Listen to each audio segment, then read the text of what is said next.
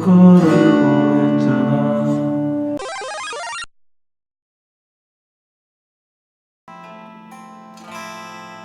아, PD, 이번 노래 자르지 좀 마. 내가 얼마나 열심히 노래를 하는데 나오다 맨날 끊어. 한 곡 정도는 다 틀어줘도 되는 거 아니야? 저는 형님의 지지율을 관리하고 있습니다.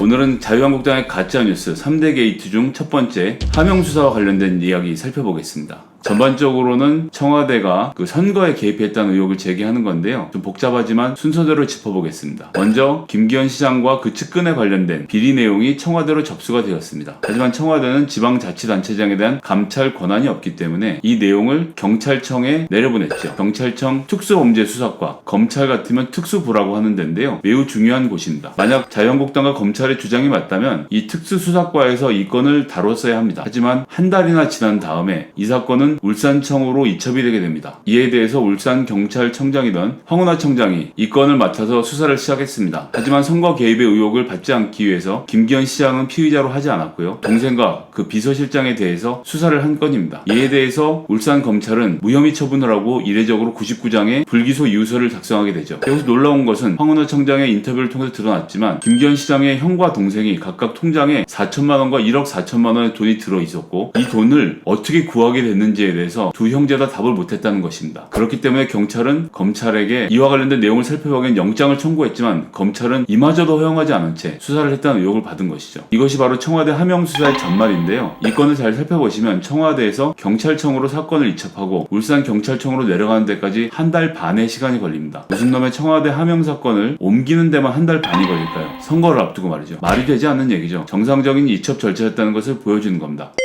두 번째, 청와대 하명수사는 중앙청에서 하지 지방경찰청에 내려보내는 법이 없습니다. 그리고 이 건에서는 울산검찰과 경찰의 강한 충돌을 볼 수 있는데요. 관련돼서 황운하 청장은 1년 6개월 전에 고소당한 사건으로 지금 검찰 조사를 받고 있습니다. 황운하 청장은 39살 성동경찰서 수사과장을 하던 시절 검경 수사권 분리를 주장하면서 검찰에 파견나가 있던 경찰청 수사관들을 본서로 돌려보내는 등 혁혁한 전공을 세웠던 전형적인 검경 수사권 분리론자입니다. 검찰로서는 눈엣가시였던 거죠. 그런 사람이 출마를 앞두고 있자 검찰이 갑자기 서울청으로 사건을 옮겨서 이 건을 들여다보고 있습니다. 이것이야말로 검찰의 주장대로면 명백한 선거 개입이 되겠죠. 이런 식으로 검찰은 입맛에 맞는 대로, 입맛에 맞는 속도로 이 사건을 들여다보고 있는 겁니다. 울산경찰과 검찰은 어쩌다 다투게 됐을까요? 이 사건은 2016년으로 거슬러 올라갑니다. 당시 경찰이 불법으로 유통되고 있는 고래고기를 대량으로 발견해 관련자들을 검거하게 이릅니다. 그런데 압수되어 있던 고래고기 21톤, 당시 시가로 40여억 원어치의 물건을 검찰이 피의자에게 돌려주는 황당무계한 일이 벌어졌습니다. 이 사건의 피의자의 변호를 담당했던 사람들은 전직 검사였는데요. 놀랍게도 울산검찰청에서 해양 폐기물 분야를 담당했던 사람입니다. 근데 이 검사가 왜 옷을 벗었냐면 이건 또 2013년으로 거슬러 올라갑니다. 이건 모두 다 PD 수첩에 나와 있는 얘기인데요. 2013년 어떤 업자의 접대로 필리핀에 가서 무려 성접대 의혹까지 벌어졌는데요. 이 검사 두 명이 접대를 받고 돌아온 사건이 2015년에 문제가 됐습니다. 그런데 어이없게도 이 사건의 결말은 제보했던 사람은 별건으로 수사를 받아서 징역으로 1년 2개월을 선고받고 감방에 있다가 나왔고요. 또 검사들은 옷을 벗는 것만으로 이 문제를 무마했습니다. 지금 자유한국당과 검찰이 얘기하고 있는 유재수 감찰 무마의 건이 똑같은 경우입니다. 옷을 벗을 것이냐 처벌할 것이냐. 공무원들에게는 옷을 벗는 것도 큰 벌이라는 것이죠. 그래서 당시 검찰의 감찰은 어떻게 됐는지 흐지부지됐고 그 두 명은 옷을 벗은 채 사건이 종료됐습니다. 바로 옷을 벗었던 그 검사가 이 사건의 변호를 맡아서 시가 40여억 원어치의 고래고기를 피의자에게 돌려주는 혁혁한 전공을 세운 겁니다. 이 과정에서 피의자들의 주장에 따르면 수억 원의 변호사비가 별도로 제공이 됐다는 건데요. 이 문제 역시 PD수첩에서 다뤘습니다. 이런 과정을 거쳐서 검사가 이상하게 돌려준 이 고래고기, 이 건을 경찰이 살펴보게 되죠. 해서 당시 해당 검사의 진술을 받으려고 하자 이 검사는 돌연 캐나다로 연수를 떠났다가 얼마 전에 돌아와서 경찰에 서면 진술을 하는 것으로 이 사건을 마무리 지으려고 했습니다. 이것이 감찰 무마 아닌가요? 이것이 검찰이 지금 얘기하고 있는 전형적인 감찰 무마의 실태라고 보여집니다.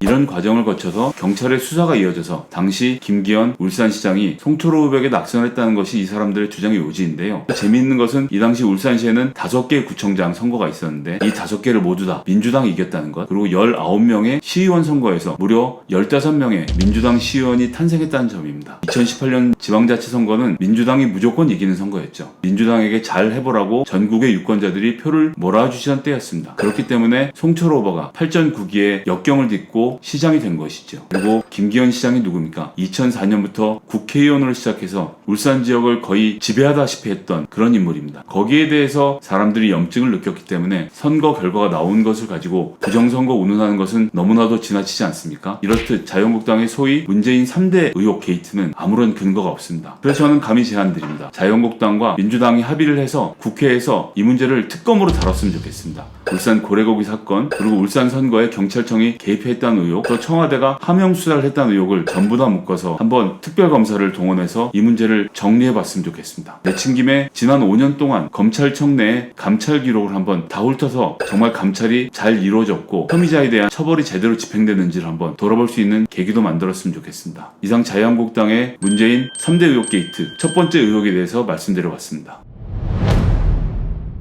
안녕하세요. 오늘은 자유한국당의 거짓 주장 문재인 3대 게이트 중 첫 번째 시간입니다. 평소 따라오시는 거예요? 재밌냐? 아니. 완전 빼박이지 않냐? 네, 근데 이제 구독자 떨어져 나가는 소리가 들렸어요.